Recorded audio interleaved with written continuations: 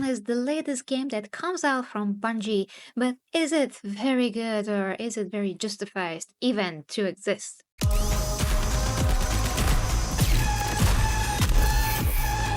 So guys, we're going to take a look at this article. Obviously, several days ago, Marathon was shown to the world and they said it's not going to be free to play. Now, that's actually not all of the issues. I mean, Marathon is going to be a game that it doesn't seem to have single player game at all. It's just going to be what you see here and it is super simple. It looks very basic. It looks very bare bones as well. The designs of everything, honestly, looks completely soulless to me. And the character models look like they're very androgynous. It's hard to tell if that's a man or a woman. They look pretty damn ugly if you ask me. This is not something that chases realism in the graphics that much. This is something that just looks like very stylistic, which could be a good thing sometimes, but not in this case. I just feel that this is very soulless. Now let's see what the articles say, guys, and we're going to discuss. So Marathon's director explains why isn't free to play. Everyone has their own definition of what is the right price. Because, guys, this is going to be a live service game. I don't have any incentive as a player to buy this. I'm sick of live service games. And they are usually for people that have a ton of time on their hands, and that's not me. But in general, I don't see anything compelling about repeating the same matches over and over again.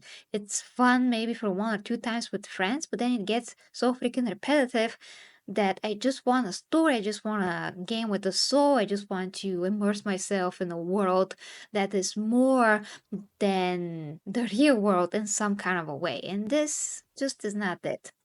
But anyway, why is this game paid, according to the director? So, developed by Bungie, Marathon is an extraction shooter. The game sees players from a crew of 3 to battle against up to 18 other players in each zone. Over the weekend, Bungie debuted the first gameplay from the game, as well as the release date and closed alpha plans.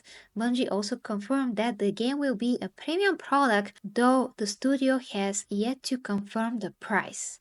Now, speaking of the Friends Per Second podcast, director Zoe Ziegler has explained why Bungie's Marathon won't launch its free-to-play title. We are hoping that what we are showing is exciting enough that someone is going to take the leap with us, but we are also committed to delivering on seasons past this that will continuously offer to evolve the game without an increase to the box price, Ziegler said.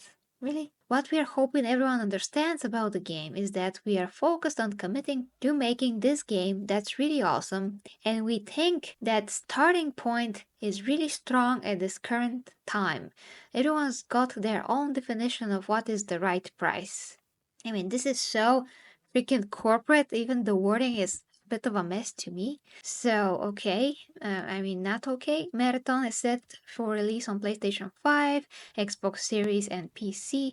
The game won't require players on their platforms to sign up for PlayStation Network account, Bungie has confirmed. Well, that is actually great. I appreciate that. It was reported last year that Bungie and Sony are reportedly considering a $40 price tag for Marathon. This price point would bring it in line with Helldivers 2 and the defunct Concord. Defunct. Oh, that's an interesting word, defunct. Well, I personally like what I've played from Helldivers, but there's still nothing that can keep me there. Just nothing that can keep me there. Former Valorant game director Zoe Ziegler announced in March 2024 that he had taken over as Marathon game director, amidst reports that the former game director Christopher Barrett has left the company.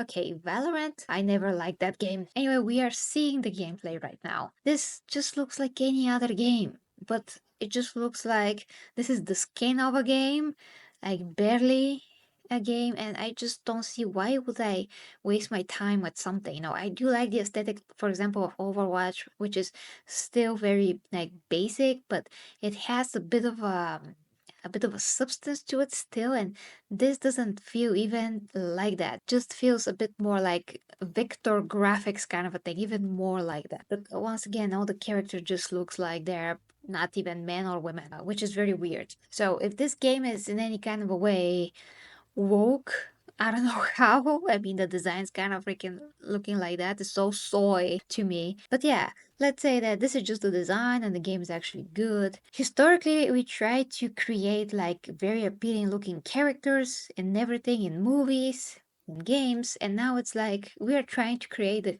the ugliest things possible on screen.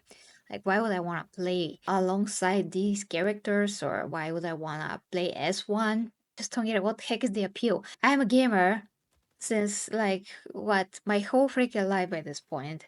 I almost didn't have time in which I didn't game. Since I was a very little kid, I gamed. A game has to have appeal, like a visual style, feeling to it, everything. It's just so important. Then is the meaning, is the it factor, and the it factor is something that this factor which it keeps you playing, keeps you going. But in this, I don't know, guys. At least if it had a campaign, I would be a bit more interested if it had a heart and a soul. But now, if it's just like multiplayer and it just seems like everything just looks like it's, well, nothing pretty much. It's not a here or there, it's not realistic, or it's not really cartoony. It's just this mix. Definitely, I'm not the audience for this anyway, but I should be because I have played other games like that. But by this point, if you're gonna just play for the multiplayer, you can play anything else that is also free, and you can get something out of it before you have to pay anything or pay anything at all. And this is just, oh, you gotta pay to be here. I'm like, how premium is this?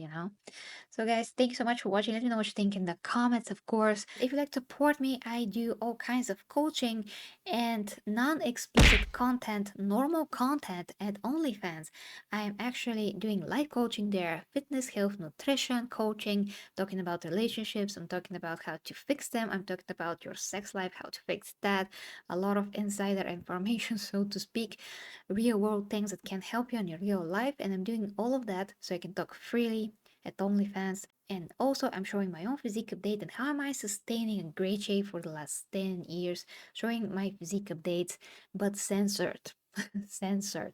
So OnlyFans is also a good platform for normal content if you want to talk about different things like that. And I have no choice but to use it because most people already have accounts there. But in any case, it's a great platform to just upload endlessly and to actually help people. So it's how you use it, and I use it for good. Thank you guys, and until next time, love ya with me, Gary, the G Hammer Empress. Bye bye.